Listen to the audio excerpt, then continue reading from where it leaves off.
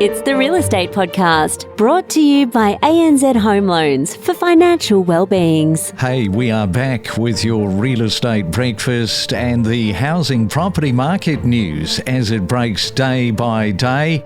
We just don't know where tomorrow's news is going to land and how that is going to impact on your current situation.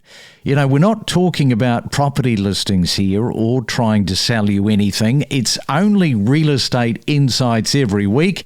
It is in plain English, easy to understand. Well, at least we hope that it is easy to understand from all of the expert professionals that we talk to week by week around Australia. I see that we're into double digits already. It is a Monday. Hope your weekend was a good one. August the 10th. Now, as the property market softens, this is the big talking point. Opportunities sometimes they appear where few people are really looking at. Now, here's a point in case. If you own an older home on a decent block and the zoning allows higher density development, why don't you just lean over the fence and have a conversation with your neighbour? Because combining two adjoining sites, that can dramatically increase the land's development potential and appeal to developers and builders. It's certainly not a crazy idea. You may discover that together your properties are worth considerably more than they are individually. And sometimes the biggest opportunities begin with that simple conversation. Well, we're about to engage on another conversation as we take you to Adelaide and catch up with our friend there, Mike Drennan. He is from Century 21, and welcome back, Mike, onto the Real Estate Breakfast. Yes, that idea, lean over the fence when the neighbour is mowing the lawns or trimming something and say, hey, I've got an idea here. Morning, Craig. Thanks for having me on. Yes, absolutely. Thinking outside the box is always a way, I suppose, of adding value and creating opportunities that didn't exist in the past. Yeah, and you're in one of those areas that has got a lot of opportunities because Adelaide has been one of Australia's standout performers for several years. 2 consecutive months, though, of price declines deserves attention from us this morning because it doesn't signal that the market is in trouble, but it does suggest that the rapid growth phase is giving way to more favourable conditions for buyers. How are you finding all of that at the moment? I think you stated that quite well. Although the market has declined ever so slightly, it's possible that it's shifted more in favour of purchases, or purchasers have easier conditions when going out and finding a property in the current market. And we also need to be mindful that it is July, which is always a bit of a soft month for property here in Adelaide with bad weather conditions, etc. But yes, softer market conditions, fewer people through the door, it opens. Purchasers have a bit more choice, a bit more time in deciding where they're going to purchase and the conditions they're going to attach to their offers. You know, I've just thought of this as you're speaking. We talk about vendors, we talk about buyers all the time, we talk about the softer market. One thing that we don't really talk about are those people that are working in the industry, agents, real estate companies. They've got to adjust as well, and sometimes that can be sort of second guessing, like, holy smoke, everything has changed here. You've got to adapt, you go into this, where is my next sale coming from? When are we coming out of this? So there is this whole psychology, isn't it, for people like yourself? Absolutely. And I suppose when things change, it's important to keep in mind what you can control, what is in your control. We can't control interest rates, we can't control government policy or legislation, but you can control how you're managing the campaign, how open and honest you're being with your vendors and purchasers, keeping everyone well informed to the changes and what's happening in the market, and then working with the buyers you have and trying to create the best outcome you can for your vendor. Yeah, and we should put this caveat out there, despite the recent pullback in Adelaide, property values remain around 10% higher than this time last year, which really does highlight the market's resilience, because that's what it comes down to. Adelaide is very resilient. Absolutely. And while sentiment is possibly down and numbers through the opens are lower, all the fundamentals for Adelaide and Adelaide's property market are still there. There's a lot of demand. It's a great place to live. People will continue moving here. Supply is limited to an extent, although government is trying to do things about that. So everything that's necessary to maintain a strong market is still there. We've had one of the strongest property runs in terms of growth that Australia's ever experienced. So it was inevitable that at some time it had to soften.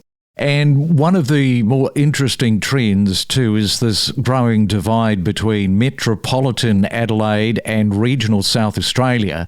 While Adelaide has eased, regional markets, they continue pushing to fresh highs. No doubt you've got some conversations that you've been having with people. Maybe they were looking at buying, they changed their mind, or perhaps you're representing people that are selling in the regional areas. A lot going on in that space. Absolutely. We actually listed a property yesterday where the vendors have put an offer in on a property in regional South Australia, subject to the sale of their property selling in Adelaide Metro. And the pricing, it's very competitive. They weren't the only person that had placed an offer on the property, and they had to negotiate fairly hard in order to secure it.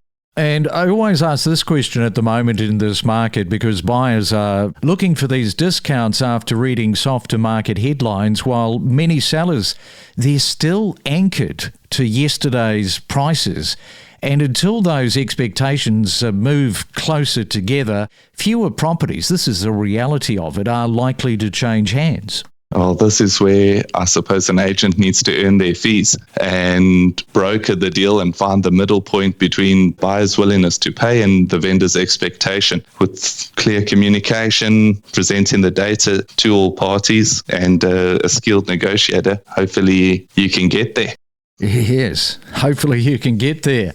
We are talking to Mike this morning on our Monday. He is in Adelaide. We've got more after this. From first-time home buyers to seasoned investors to breaking property news, discover the stories behind the real estate. Remember to follow us on any of the podcast platforms so you never miss a real estate podcast. You can follow us on Apple, Spotify and Amazon. Know your property with us. Now, since we were talking about combining two properties together, I've got a real-world case here with me, because many years ago I bought two properties that were side by side.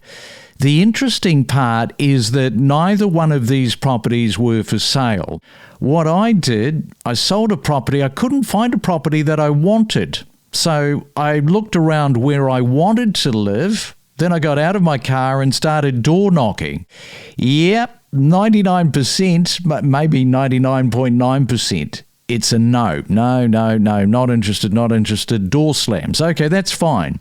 But I did find this house that I would end up living in, and the owner said that they were thinking of selling in 6 months' time. Well, no, I'm buying now. What's your decision? They called me back the next day and said, yes, we accept your price. So I lived in one. I rented out the other with a clear plan to hold both of these properties for 5 to 10 years before developing the site. Unfortunately, and this is the lesson for you, I sold too early. Not long afterwards of me selling, the zoning changed to allow multi-unit developments, and I missed out on a significant uplift in value. So the lesson is definitely property will always reward patience. If your long-term strategy is sound, don't let short-term thinking rob you of future gains. It is a Monday. We are in Adelaide. Mike is with us there. Yeah, that's a bit of a sad story. I don't tell that one too often for obvious reasons, Mike. Well, I'm impressed with your prospecting skills. Maybe you can give us agents a few tips, because two neighbours right next to one another, that's quite hard to come by. Well done on securing them in the first place. I should explain that one step further. So there were people that were living in the property that I wanted to move into in terms of owner-occupier, but it was a rental next door, which was on a 1,012 square metre site. It was a big old 50s house that they had converted into two-bedroom units, and then there was a one-bedroom unit out the back. So I inherited 3 rental properties on the one site, and they were actually very keen to move that on. So, yeah, that was a win. Yeah, well done. And I suppose back to the point, time in the market rather than timing of the market. Property rewards patience, as you so rightly state. Yeah, for sure. Now, auction activity in Adelaide at the moment tells an important story about market confidence, because with clearance rates falling sharply from earlier highs, it's not necessarily because values are collapsing, and it does come back to what we talked about before, and that is sentiment. Sentiment where you are in Adelaide. How is that playing out? Where there's a difference in perception of value between buyers and vendors, that's clearly been shown with the auction clearance rates, where people just can't find that middle ground at a figure they're happy to accept. So sentiment's definitely playing a role in that too. And we've seen that at the opens and with our negotiations with buyers. Yeah, every property cycle, doesn't it? It reaches a point where confidence resets before activity does, and Adelaide may well be entering that phase now, because history suggests that these periods really last for very long, because life events keep driving housing decisions regardless of what the market is doing. Whether it's rising or cooling, people just want to get on with life, Mike. And how many of those conversations have you had where somebody has said, okay, yeah, I've been holding out, but hey, I've just got to transact. I've got a family. I've got to get kids into school. I can't wait any longer. Absolutely. That's a daily conversation. With property, life events happen and people need to buy, they need to sell. And it's worth remembering that buyers and sellers are transacting in the same market. If you sell in this market and you're purchasing in the same market. So that's worth remembering too. Now, as I mentioned, we're into double figures today. It's the 10th of August, the first time that we have spoken to you this year. Have you got a highlight of this year that's looking back over the handful of months, after Christmas 2025, getting into 2026? Anything like a property transaction or something that you heard?